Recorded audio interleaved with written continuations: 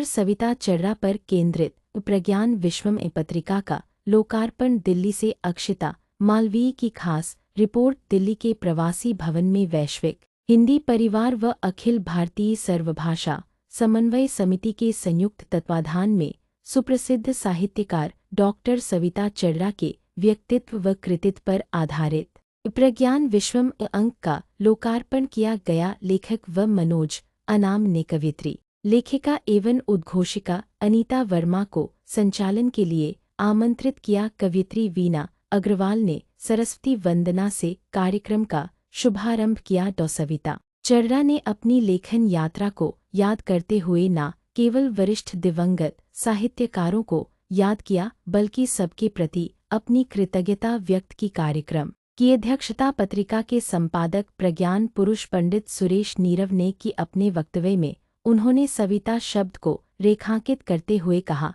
कि वो सच में इन सब प्रभाषाओं से इतर एक विशेष व्यक्तित्व है। वैश्विक हिंदी परिवार के अध्यक्ष कवि लेखक अनिल जोशी ने अपने वक्तव्य में सविता चर्रा से जुड़ी हुए संस्मरणों को रेखांकित किया।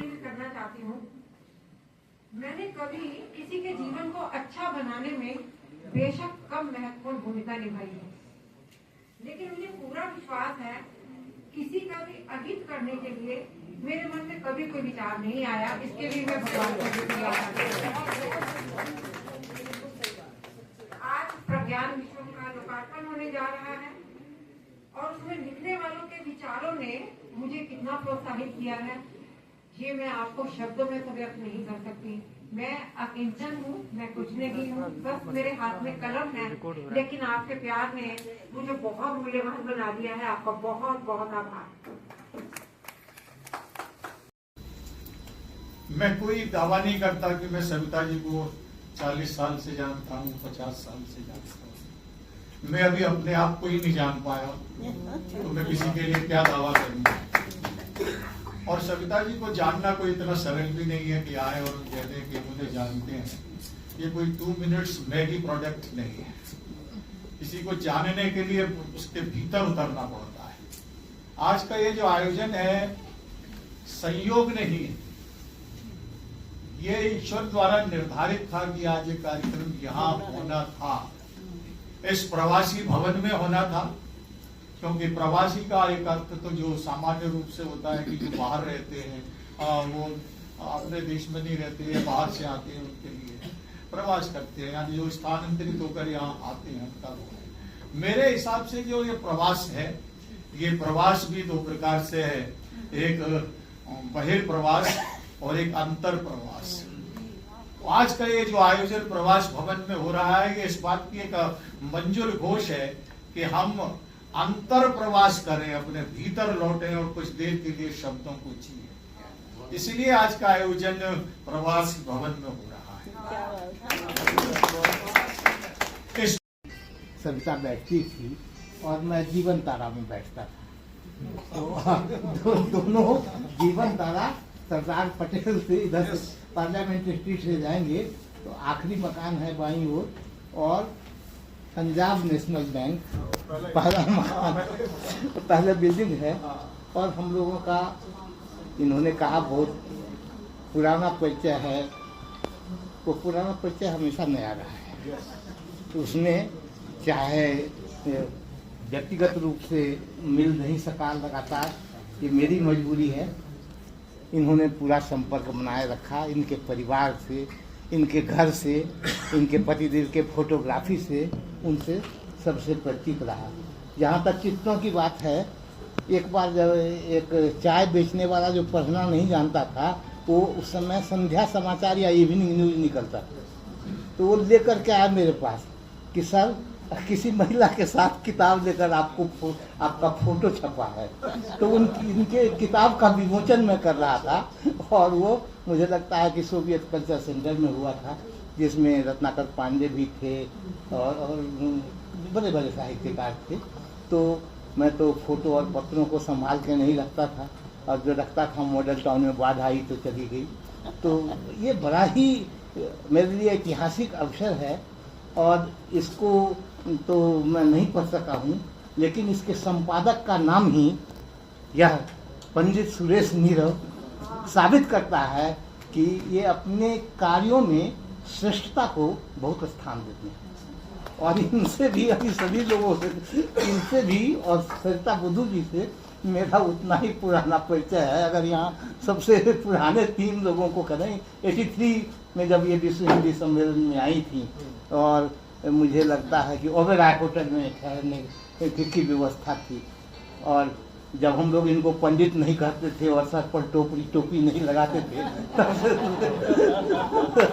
तो मेरी इच्छा थी हिंदी के कार्यक्रम में नहीं जाऊंगा तो मुझे खुद को बुरा लगेगा।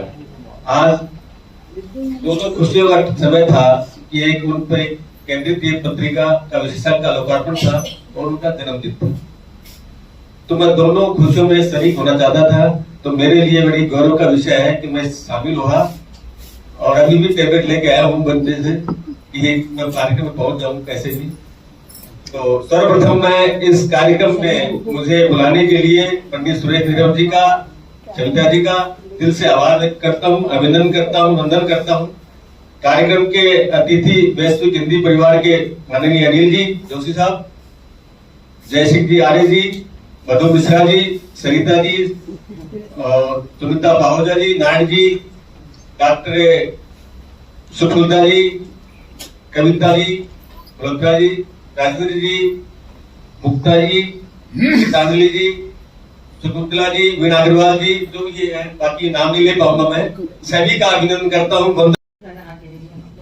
ये मेरे लिए बहुत सौभाग्य की बात है कि इस तरह से आप हिस्टोरिकल है, इतने दशकों से आप लिख रही है और इतने लोगों, विद्वान, इतने बड़े साहित्यकार लोगों से, जिनको मैं कुछ लोगों को जानती हूँ, परिचित हूँ उन लोगों से। और जैसे माचुए जी आदि, वो मॉरिशस आए हुए हैं। और ये बहुत ही कहानी और साहित्य जो है हमारे लिए एक, जैसे बोलते हैं, एक प्रस्तुत करता है जीवन का, जो हम लोग संघर्ष करते हैं उसमें आती हैं। और सविता जी के कार्य से लगता है कि ये अब नई पीढ़ी लोगों में पहुंचाना है, बहुत ज़रूरी है। और हम सब का यही मान करती हूँ। मैं भी इसी बहुत ही साहित्यकार तो मैं नहीं हूँ, लेकिन मैं अपना साहित्य ग्रासरूट्स में बहुत ज़मीनी तौर पर मैं लिखती आ रही हूँ अभी तक। इसीलिए मैं अभी गाजीपुर में थी, जहाँ से बहुत सारे लोग मॉरिशस आए हुए हैं, उनके रूट्स, और फिर बनारस से भी। तो मैं ये इस बीच में सबको जोड़ने की कोशिश करती हूँ। तो बहुत बहुत बधाई है बहन डॉक्टर सविता जी। आप सविता हैं, मैं सरिता हूँ। के लेखन से भी जुड़ा रहा और सरिता जी ने एक पुस्तक लिखी थी दशरथ महल।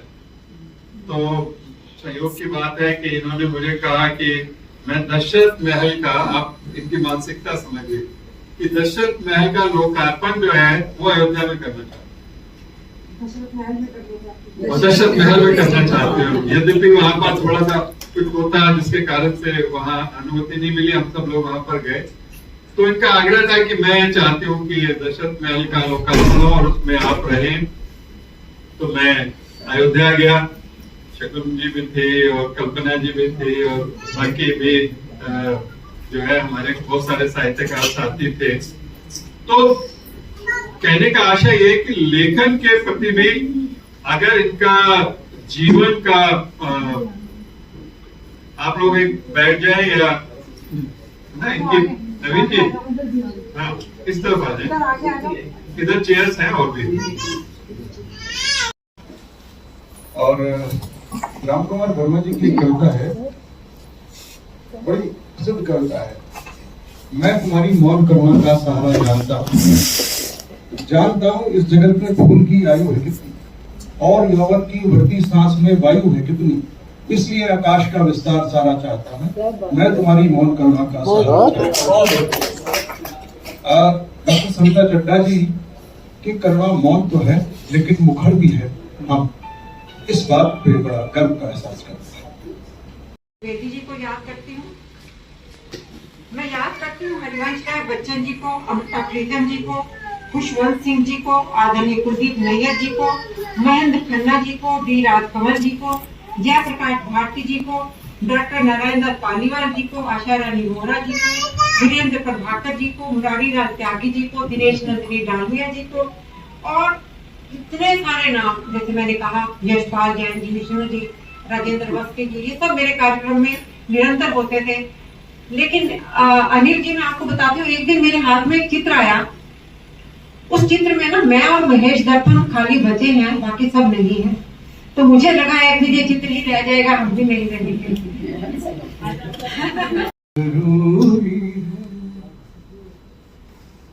कि रुक गई तू तो रुक गया जीवन, रुक गई तू तो रुक गया जीवन। मित्रों, भगवान का आभार मैं एक और बात के लिए भी करना चाहती हूँ। मैंने कभी किसी के जीवन को अच्छा बनाने में बेशक कम महत्वपूर्ण भूमिका निभाई है, लेकिन मुझे पूरा विश्वास है किसी का भी अहित करने के लिए मेरे मन में कभी कोई विचार नहीं आया। इसके लिए मैं भगवान को शुक्रिया करती हूँ। आज प्रज्ञान विश्व का